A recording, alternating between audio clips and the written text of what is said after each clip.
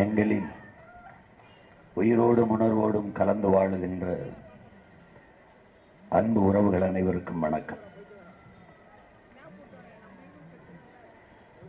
இங்கே தேர்தலில் போட்டியிடுகிற கட்சிகளில்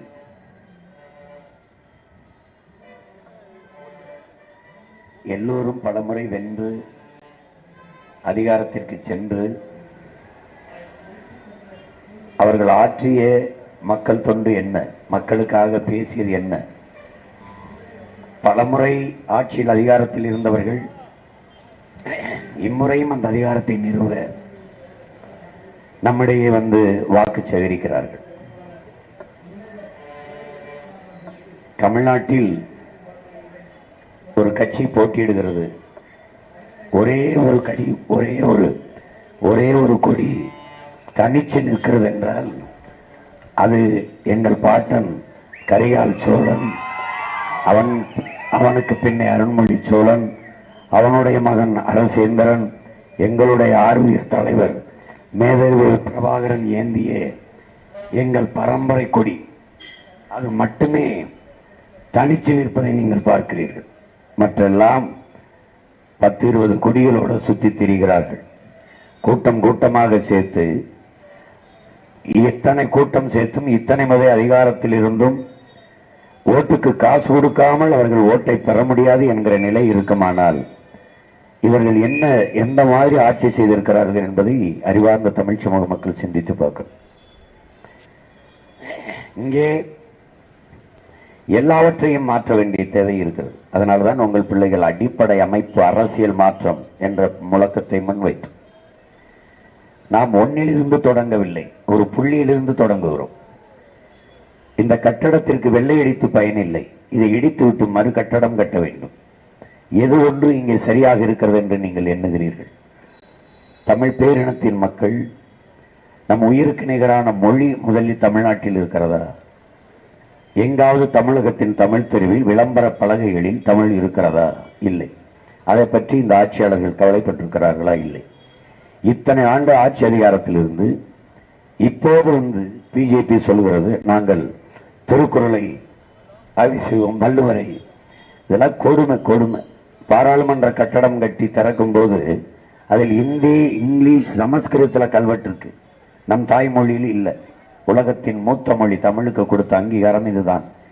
50,000 ஆண்டுகளுக்கு மூத்த மொழிக்கு இல்லாத அங்கீகாரம் 500 ஆண்டுகளை கூட தொடாத இந்திக்கு இருக்கிறது என்றால் நாம் போராடி பெற்ற சுதந்திரத்தை இந்திக்காரனிடத்தில் கொடுத்து விட்டோம். அதுதான் பிரச்சனை.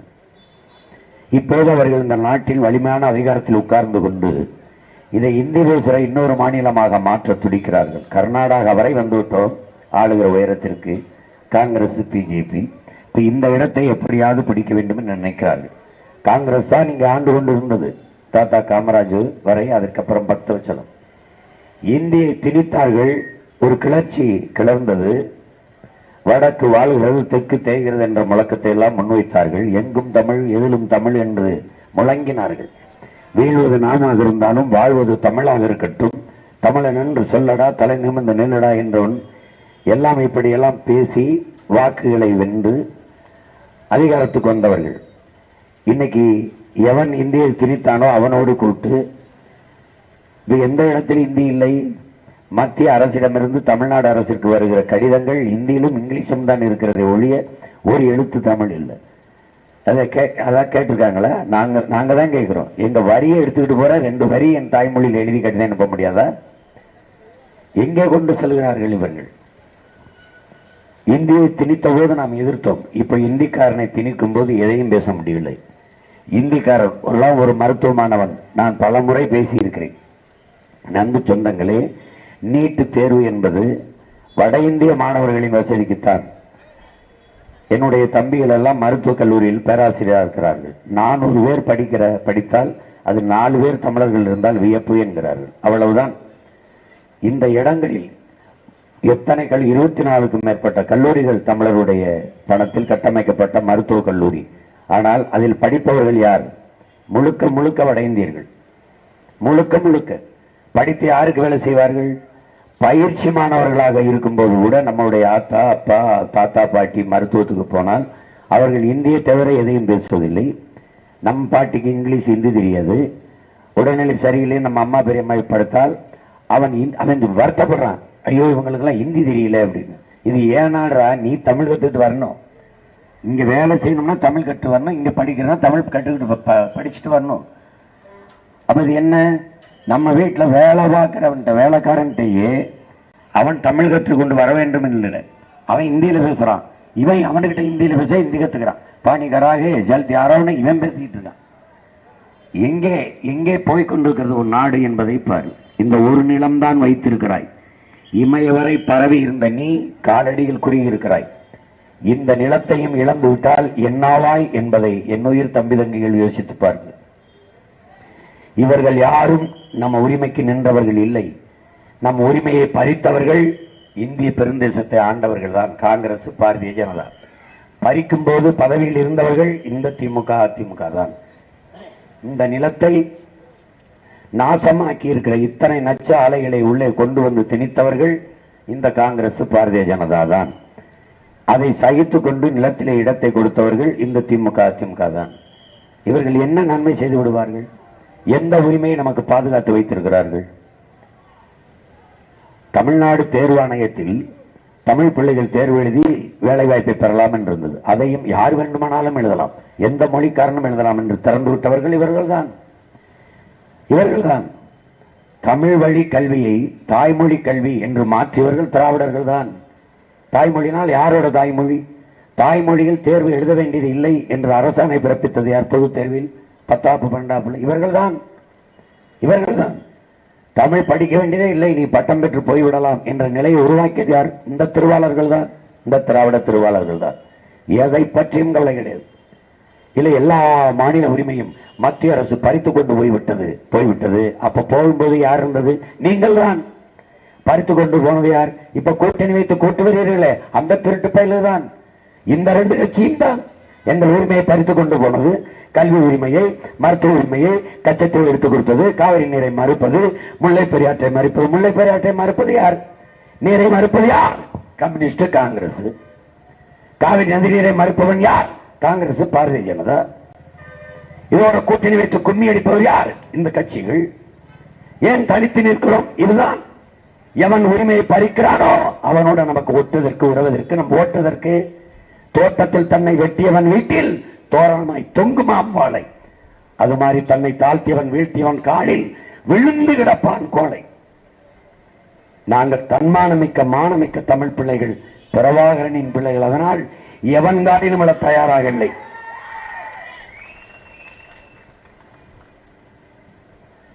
சமரசம் என்ற ஒன்றே கிடையாது எங்களுக்கு.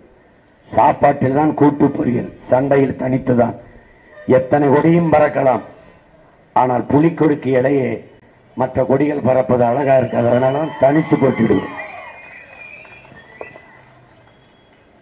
அப்படி பார்த்தால் பெரிய கூட்டணி நாம் தமிழர் கட்சி வச்சிருக்கிற கூட்டணி தான். 8 கோடி மக்களோடு சேர்ந்து என் மக்களுக்காக தேர்தலை சந்திக்கிற ஒரே அரசியல் கட்சி நாம் தமிழர் கட்சி தான். உரிமையை பறித்தவன், உரிமையை தர மறுப்பவனுக்கு நாம் ஓட்டு போடலாமா? நம் உயிரை பற்றி கவலைப்படாதவனுக்கு, உணர்வை மதிக்காதவனுக்கு நாம் ஓட்டு போடலாமா?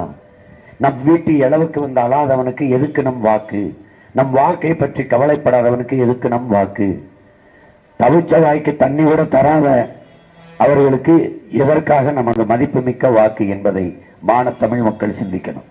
இத்தனை ஆண்டுகள், 75 ஆண்டுகளுக்கு மேலாகிவிட்டது இந்தியா விடுதலை பெற்று. இத்தனை ஆண்டுகள் இந்த கட்சிகள் தான் ஆண்டு இருக்கிறது. இந்த கட்சிகளுக்கு துணை நின்றது இங்கே இருக்கு போட்டியிடுகிற கட்சிகள் தான். ஒரு கட்சி மத கட்சி பாரதிய ஜனதா, கூட்டணி தமிழ்நாட்டில் வச்சிருக்கிற எல்லாம் சாதி கட்சி. இந்த கட்சிகளை சேர்த்துக்கிட்டு அவன் ஒரு கோட்பாடு வைத்திருக்கிறான்.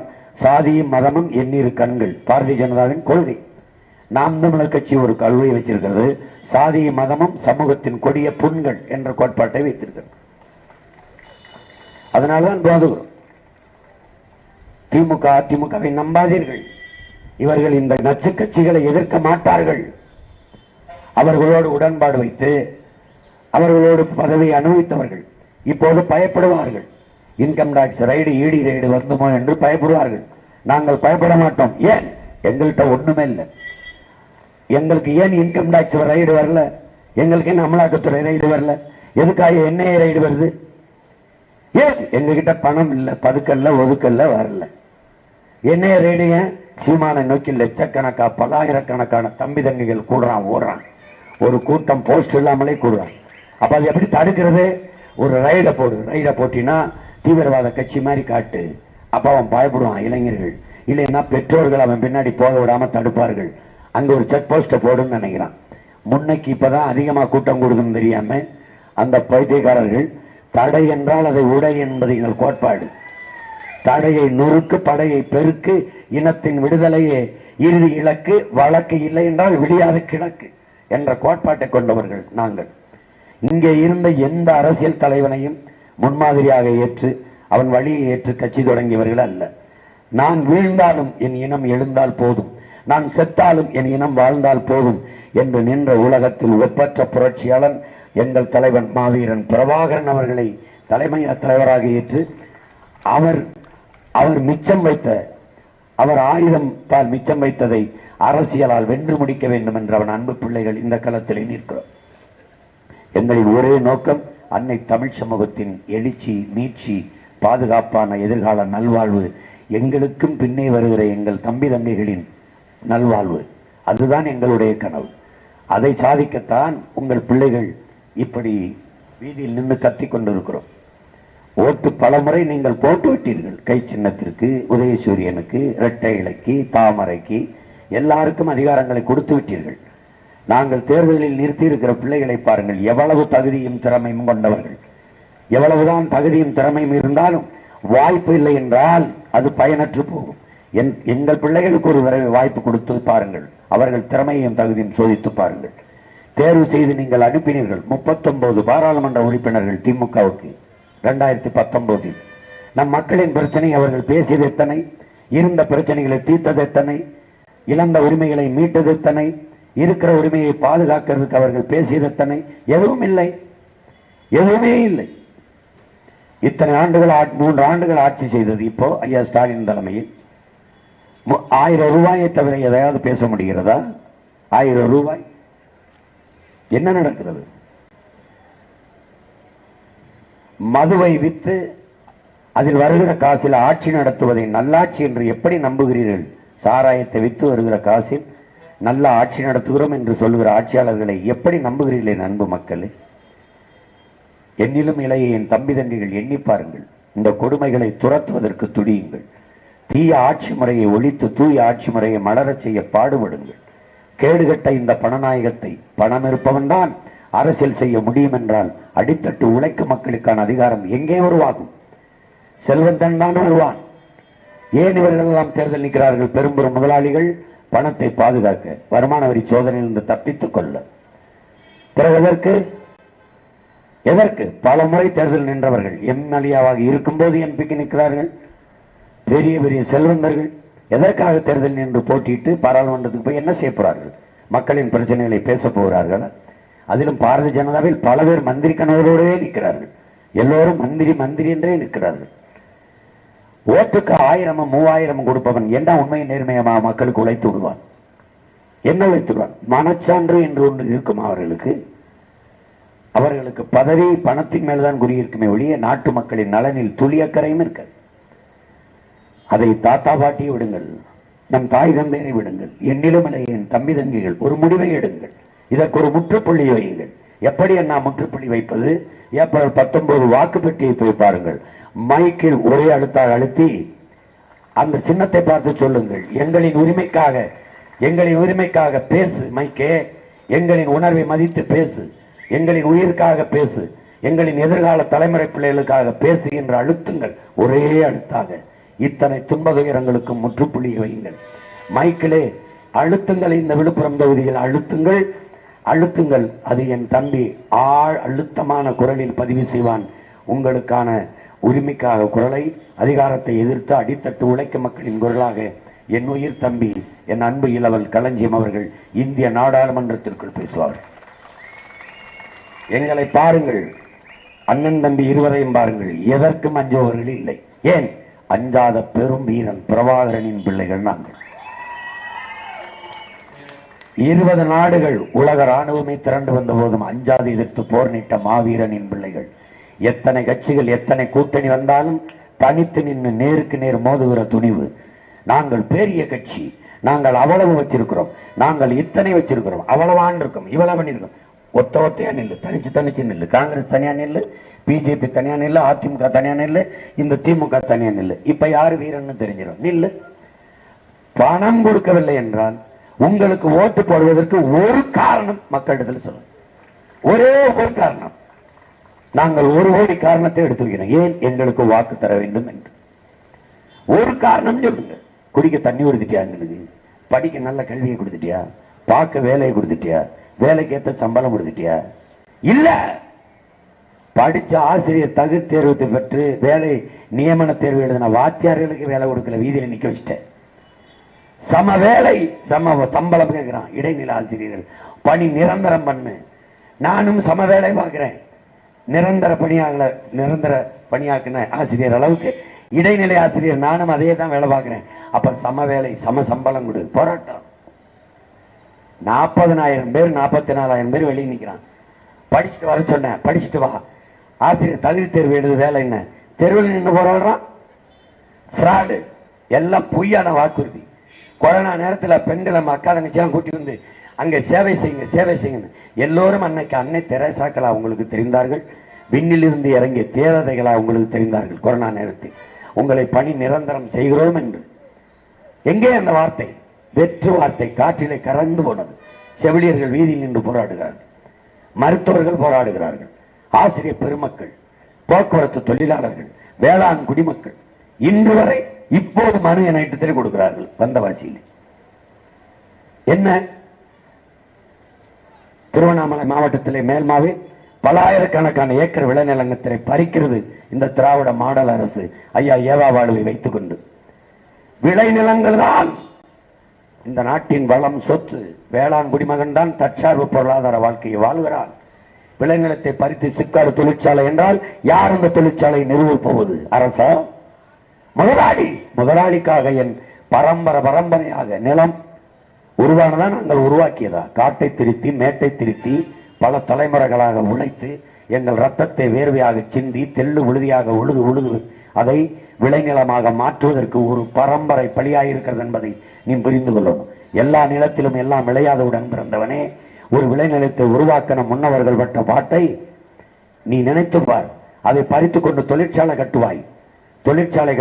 உனக்கு வேலை கொடுப்பார்களா? யாருக்கு கொடுப்பார்கள் அங்கே வேலை? உள்ளே என்ன தொழிற்சாலை இருக்கும் போய் பார்க்க முடியுமா உன்னால்? நச்சு கழிவுகளை வெளியேற்றுகிற, நச்சு புகையை வெளியேற்றுகிற நாசகார தொழிற்சாலைகள். கழிவை எங்கே கொட்டுவார்கள்? உன் நிலத்தில். நிலம் என்ன ஆகும்? நஞ்சாகும். எங்கே கொட்டுவார்கள்? நீரிலே.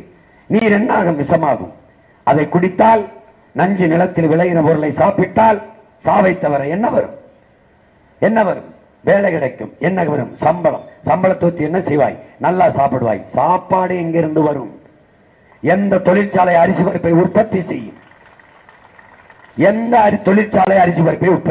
அது நிலத்தில் தானே விளைய வேண்டும். மனித உழைப்பு இந்த நாட்டில் மலிவா கிடைக்கிறது. ஏனால் மக்கள் தொகை எண்ணிக்கை அதிகம். மனித உழைப்பை சுரண்டி மலிவாக இருக்கிற குறைந்த சம்பளத்தை கொடுத்து மனித உழைப்பை சுரண்டி பல லட்சக்கணக்கான பலாயிரக்கணக்கான கோடிகளை உற்பத்தி பெருக்கி லாபத்தை பெருக்கி பலாயிரக்கணக்கான கோடிகளை கொண்டு வர அந்த முதலாளி வளருவானா? வெறும் சம்பளத்தை வாங்கி சாப்பிடுகிற நீயும் நானும் வாழ்வோமா? எப்படி? ஏன் இந்த தொழிற்சாலைகளை அவநாட்டில் தொடங்கவில்லை? ஏன் தொடங்கவில்லை? அறிவார்ந்த தமிழ் சமூக மக்கள் சிந்தித்து பார்க்க வேண்டும். போராடுவதற்கு பிறந்த கூட்டமா நாம்? எதற்கெடுத்தாலும் போராடுகிறார்கள். போராட்டத்தை கையெழுத்தது யார்? திணித்தது யார்? எங்களுக்கு போராடுவது எங்களுக்கு பொழுதுபோக்கா? எங்கள் தலைவர் சொன்னது போல மற்ற இனங்களுக்கெல்லாம் அவ்வப்போது வாழ்க்கையில் போராட்டம் வரும். எங்களுக்கு வாழ்க்கையை போராட்டமாக மாறி நிற்கிறது. எல்லாவற்றுக்கும் போராட வேண்டியது. எல்லாவற்றுக்கும் போராட வேண்டியது இருக்குது. இந்த நிலையிலிருந்து மாற வேண்டும் என்றால் ஒரே ஒரு வழிதான் இருக்கிறது. என் அன்பு மக்களே, உங்களின் மதிப்புமிக்க உயர்வான அந்த வாக்கை ஒளிவாங்கி சின்னத்திலே உங்கள் பிள்ளைகள் எங்களுக்கு செலுத்தி வெற்றி பெற செய்யுங்கள். எல்லா துன்ப துயரங்களுக்கும் ஒரு முற்றுப்புள்ளி வையுங்கள். நம்மை வீழ்த்தும் வறுமை ஏழ்மைக்கு ஒரு முற்றுப்புள்ளி வருங்கால தலைமுறைக்கு நல்ல ஒரு வாழ்க்கை அளிக்க வரலாறு தந்திருக்கிற வாய்ப்பு. குடிக்க நீர், படிக்க கல்வி, பார்க்க வேலை, சிறந்த மருத்துவம், பயணிக்க பாதை, தடையற்ற மின்சாரம், ஒரு ஆகப்பெரும் தேசமாக மாற்றி படைக்க காத்து நிற்கிற இந்த பிள்ளைகள் எங்களின் கைகளை பற்றி வலிமை கொடுங்கள். எங்களை வெற்றி பெறச் செய்து என் தம்பி களஞ்சியம் அவர்களை இந்திய நாடாளுமன்றத்திற்குள் அனுப்புங்கள். என் தம்பியின் வெற்றி என்று கருதாதீர்கள். தாழ்ந்து வீழ்ந்து கிடக்கிற தமிழ் தேசியனத்தின் வெற்றி, தமிழ் பேரினத்தின் எழுச்சி, புரட்சி என்று பாருங்கள். இவர்கள் வெல்வது வழக்கமான ஒரு நிகழ்வு, ஏனால் பல முறை வென்றிருக்கிறார்கள். என் தம்பி களஞ்சியமும் நாம் தமிழர் கட்சியும் வெல்வது வரலாற்றில் மாபெரும் புரட்சி, உலகம் திரும்பி பார்க்கக்கூடிய ஒரு வெற்றி. அந்த வெற்றிக்காக என் அன்பு தம்பி தங்கைகள், நம் இனம் நீண்ட காலமாக சுமந்து வருகிற எல்லா வேதனைக்கும் ஒரே மருந்துதான் சாதனை. அந்த சாதனை வெற்றியின் வாயிலாக வருவதுதான் வாய்ப்பு. அதற்கு ஒன்றிணைந்து என் பிள்ளைகள் உழைக்க வேண்டும். பேச்சை கேட்டுவிட்டு கலைந்து விடாமல் பகிரியில் அழைத்து கூட படித்தவர்கள், கூட பணி செய்வர்கள், உடன் பிறந்தவர்கள், உறவுகள் எங்கெங்கு இருக்கிறார்களோ அங்கெல்லாம் அழைத்து மைக்கு சின்னத்துக்கு வாக்கு செலுத்த சொல்லுங்கள். மகத்தான வெற்றியை பெற வைத்து என் தம்பியை விழுப்புரத்திலிருந்து இந்திய நாடாளுமன்றத்திற்கு அனுப்புவீர்கள் என்று என் ஆறுயிர் இளவேளை உங்களிடத்திலே ஒர்த்து கொடுக்கும். புரட்சி எப்போதும் வெல்லும். உங்கள் பிள்ளைகள் எங்களின் வெற்றி அதை சொல்லும். எங்கள் இலக்கு ஒன்றுதான், இனத்தின் விடுதலை. இனம் ஒன்றாவும், இலக்கை வென்றாவும். தமிழ் தாய் வாழ்க, தலைவர் பிரபாகரன் வாழ்க, என் தம்பி மு களஞ்சியம் வெல்க, என் தம்பி மு களஞ்சியம் வெல்க. நன்றி, வணக்கம். நாம் தமிழர்.